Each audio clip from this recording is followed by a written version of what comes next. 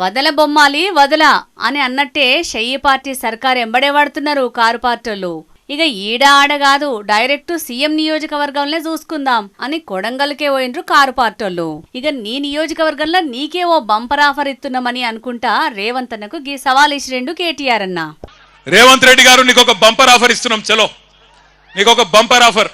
నువ్వు అంటున్నావు కదా నేను కులగణన చేసిన బీసీలందరూ సంతోషంగా ఉండ్రు, నేను రైతు బంద్ వేసిన రైతులందరూ సంతోషంగా ఉండ్రు, రైతు కూలీలకు పైసలు వేసిన వాళ్ళు సంతోషంగా ఉన్నారు, అందరు ఇండ్లకు కాయిదాలు ఇచ్చిన పేదోళ్ళందరూ సంతోషంగా ఉన్నారు అంటున్నావు కదా.